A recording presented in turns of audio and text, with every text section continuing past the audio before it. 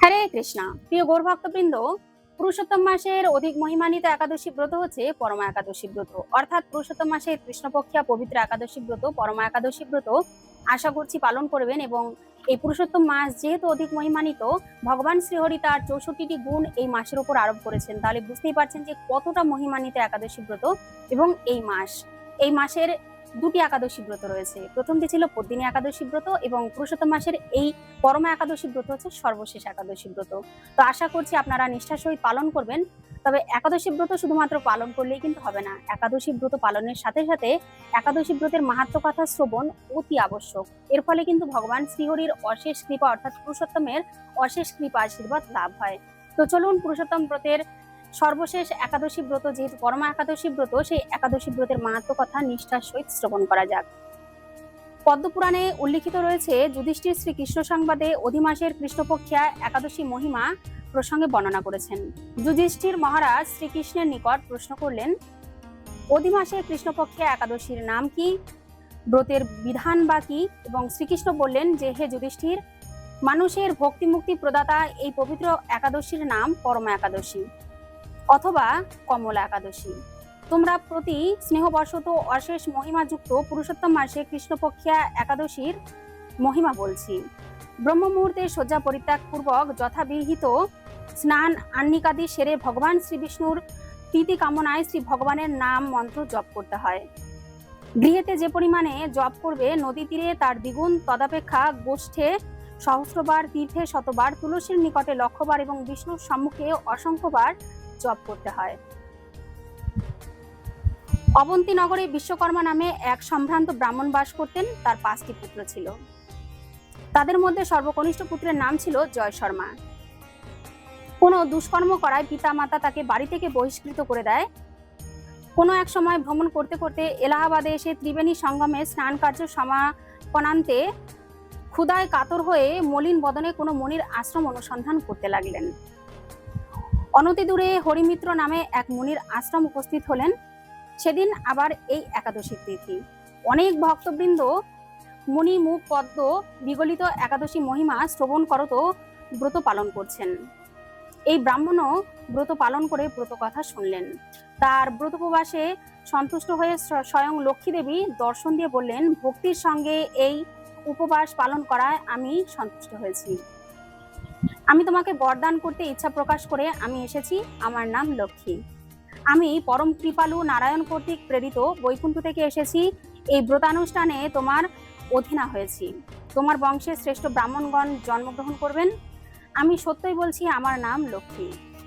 ব্রাহ্মণ বললেন, হে কমলে, সত্যি যদি আমার প্রতি প্রসন্ন হয়ে বর দিতে চান, তবে এই ব্রত কথা ভালোভাবে বর্ণন করলে আরো দ্বিজগণ এই ব্রত কথায় প্রবৃত্তি লাভ করতে পারবেন। এই ব্রতে ভগবান শ্রী নারায়ণকে ভক্তি করে পূজা করতে হয়। নিরাহারে অবস্থান পূর্বক পরদিন দ্বাদশীতে পুণ্ডরীকাক্ষের পূজা নৈবেদ্যান্তে প্রসাদান্ন দ্বারা পালন করতে হয়। শ্রীকৃষ্ণ বললেন, লক্ষ্মী দেবীর বর প্রদান করে অন্তর্হিতা হলেন। অনন্তর সেই বিপ্র ধনশালী হয়ে সুখে হরিস্মরণ করে দেহান্তে ভগবত ধামে গমন করেন। কমলার আশীর্বাদে ব্রাহ্মণ ধন্য হয়েছিলেন, তাই এই একাদশীকে কমলা একাদশী বলা হয়। আবার ভগবান শ্রীকৃষ্ণ মহারাজ যুধিষ্ঠিরকে এক মনোরম কাহিনী বলেছিলেন। একদা কাম্পিল্য নগরে সুমেধা নামে এক ধার্মিক ব্রাহ্মণ বাস করতেন। পবিত্রা নাম্নী তার এক পতিব্রতা সহধর্মিণী ছিল। কিন্তু কোনো পাপ কার্যের জন্য তারা এত দরিদ্র হলো যে অন্ন বস্ত্র পর্যন্ত তাদের জোটেনি। এর মধ্য দিয়েও যদি কখনো অতিথি আসে, তারা তখন নিজেরা না খেয়ে যতটুকু সম্ভব অতিথিকে সৎকার করেন। ব্রাহ্মণের স্ত্রীর মনে একটু দুঃখ ছিল না। একদিন ব্রাহ্মণ ব্রাহ্মণীকে বললেন, হে ব্রাহ্মণী, আমি কিছু ধনের প্রত্যাশী হয়ে বিদেশ যাত্রা করতে চাই। বুদ্ধিমান ব্যক্তি উদ্যম ও উৎসাহকে ভঙ্গ করে না, সামর্থ্যকে অবহেলা করা উচিত নয়। তখন ব্রাহ্মণী বললেন, হে স্বামীন, আপনার চেয়ে অধিক বিদ্বান আমি নই। তবে আমি এইটুকুনো জানি, বিদ্যা, ধন, দারিদ্রতা সবই পূর্ব জন্মার্জিত ফল। পূর্বজন্মে কোনো ফল না থাকলে বর্তমানে কি কেউ সুখে থাকতে পারে? আমরা ধন সম্পদ অনেক পেয়েছিলাম, কিন্তু কাউকে অন্নদান করিনি, তাই আমাদের অন্ন জুটছে না। হে পতিদেবতা, তুমি ধনের জন্য অন্যত্র গেলে আমাকে লোকে দুর্ভাগা বলে নিন্দা করবে। অতএব তুমি এখান থেকে যা লাভ করো ওতেই আমি সন্তুষ্ট হই। পতিব্রতার কথা শুনে ব্রাহ্মণ দেশে রয়ে গেলেন। একদিন তাদের ভগ্ন কুটিরে কৌণ্ডিল্য নাম মুনি এলেন। পরম শ্রদ্ধা সহকারে পদার্ঘ দ্বারা উভয় মুনিকে প্রণাম করে সস্ত্রীক বিধিপূর্বক ভোজন করালেন। ব্রাহ্মণ জিজ্ঞাসা করলেন, হে মহামুনে, কিসে দারিদ্রতা নাশ হয়? এমন কোন উত্তম ব্রতের কথা বলুন যাতে পাপ, দুঃখ, দারিদ্রতা দূর হয় এবং ভগবানের ভক্তির উদয় হয়। তখন কৌণ্ডিন্য মুনি বললেন, মলমাসে অধিমাসে কৃষ্ণপক্ষা একাদশী ব্রত ভক্তি মুক্তি প্রদায়িনী, সর্বপাপ বিনাশিনী, সর্বদুঃখ হারিণী এবং ভগবানের অতীব প্রিয়তমা তিথি।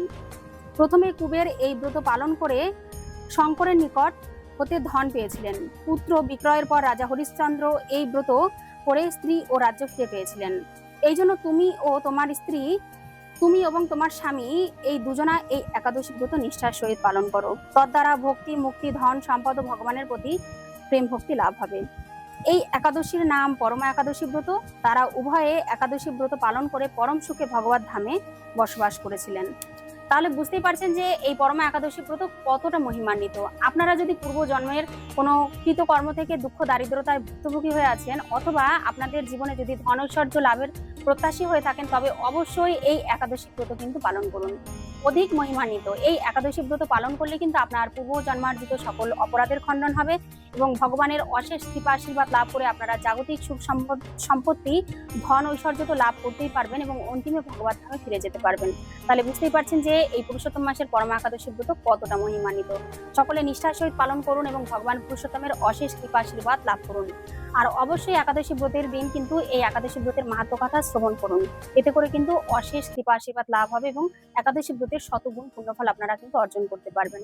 সকলে ভালো থাকুন, সুস্থ থাকুন, পাশে থাকুন আর নিষ্ঠার সহিত এই পরমা একাদশী ব্রত পালন করুন। সকলে বলুন পুরুষোত্তম ভগবান কি জয়, পুরুষোত্তম মাস কি জয়। হরে কৃষ্ণা।